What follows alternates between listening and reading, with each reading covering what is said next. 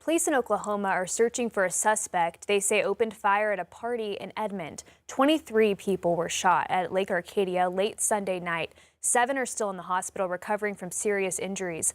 Police say this all unfolded during an unsanctioned party at a campground there. Witnesses say a fight broke out just before gunfire started. Edmond's mayor says he's now evaluating policies for park operations. We will not allow unlawful or unpermitted activities to jeopardize the safety of our community or the integrity of our public spaces. We are already taking steps to review and strengthen park operations, permitting processes, and security measures, including evaluating increased law enforcement presence and additional safeguards. Police still have not released any suspect information, but do say there's no ongoing danger to the public. 8 Arkansas National Guard soldiers are recovering after an accident at Fort Chaffee. The Guard says what started as a training exercise on Monday morning turned into a chain reaction crash. Colonel Joel Lynch says 3 heavy expanded mobility tactical trucks collided. 1 soldier was airlifted to Washington Regional in Fayetteville for surgery. The other 7 were taken to Fort Smith Hospital with minor injuries. I believe what happened is the first vehicle probably stopped. Second vehicle didn't stop in time and hit the first. Then the third one hit the second vehicle even harder. Investigators are working to find what exactly caused this crash. Brigade commanders put in place a safety stand-down, which includes reviewing procedures, checking driver qualifications, and making sure every soldier is properly trained. Now, training was paused for the day, but the Guard says it's expected to resume and continue through mid-May. Well, new at noon, 9 suspects have been arrested following a multi-agency operation across northwest Arkansas targeting internet stalking of a child. The Fayetteville Police Department says the arrests stem from an investigation into individuals allegedly attempting to solicit children for sexual activity. The suspects range in age from 23 to 57.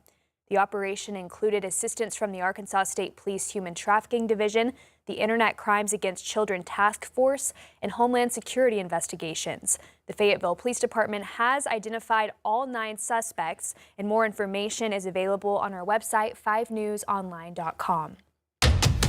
Arkansas Game and Fish tell us 300 fish were killed after a sulfuric acid chemical spill in Fort Smith.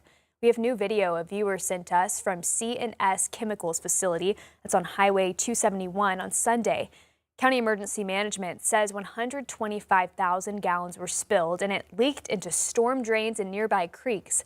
Game and Fish says it was mainly sunfish and minnows that were killed, but 5 News crews saw some creeks with dead catfish around there as well.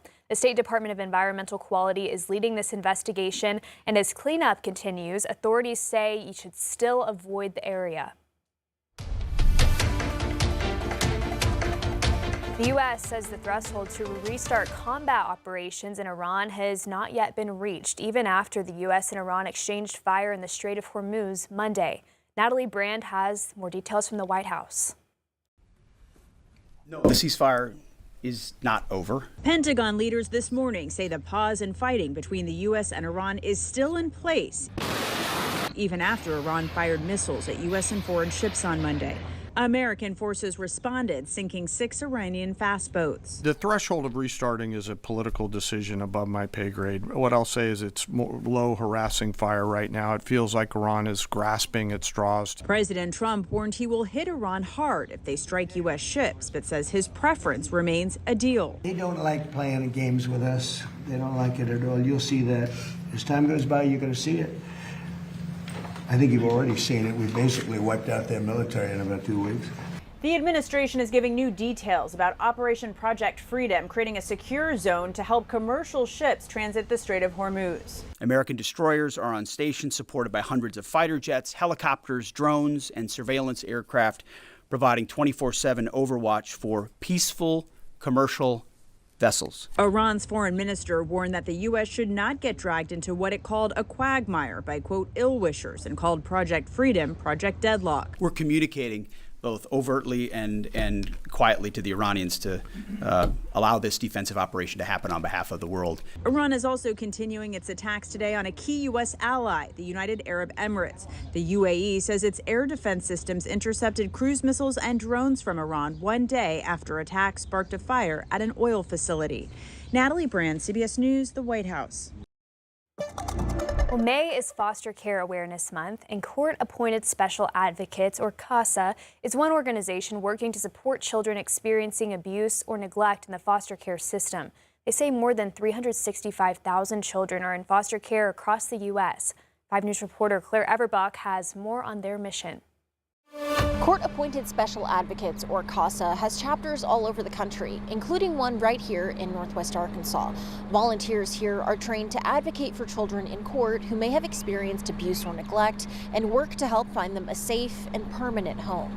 CASA was founded in 1977 in Seattle by a juvenile court judge who recognized the need for more personalized advocacy for children navigating the foster care system. CASA volunteers typically handle just one case at a time, building relationships with the child and working with teachers, therapists, and caregivers. That information is used to create a detailed court report to help judges make more informed decisions. CASA of Northwest Arkansas currently has about 300 volunteers serving children of all ages, and their role extends beyond the courtroom, providing consistent support through life transitions. The volunteers are the heart of our work, and they're the ones who are driving every month to see kids in care, making sure that someone shows up for a choir concert, making sure that there's always someone there to listen if placements change or schools change. Alan says that CASA is always looking for more volunteers. You just have to be 21 or older in order to apply. You can find more information about that and training on our website, 5newsonline.com. In Springdale, covering news where you live, Claire Everbach, 5 News. Thank you, Claire. Oklahoma lawmakers have approved a bill to rename a bridge in honor of LaFleur County Deputy Walker LeMay. He was shot and killed during a standoff in Worcester 2 weeks ago. According to the bill, the bridge crossing over the Poto River on Highway 59 would be renamed the Walker LeMay Memorial Bridge. The Department of Transportation will add permanent markers with that new name, and this is now sent to the governor's desk to be signed. The University of Arkansas Fort Smith celebrated the opening of its new Advanced Manufacturing and Workforce Development Centers on Monday. The facilities are equipped with technology used in today's industry, including robotics, industrial automation, and additive manufacturing. We have manufacturers all over the River Valley who are bringing in their corporate partners, people from literally across the globe, to see exactly what we're doing here. And of course, they have high hopes that other communities will replicate what we're leading here in Fort Smith. The centers are backed by nearly $7 million in investment, including a $1 million gift from ABB, along with more than $5 million in state grants.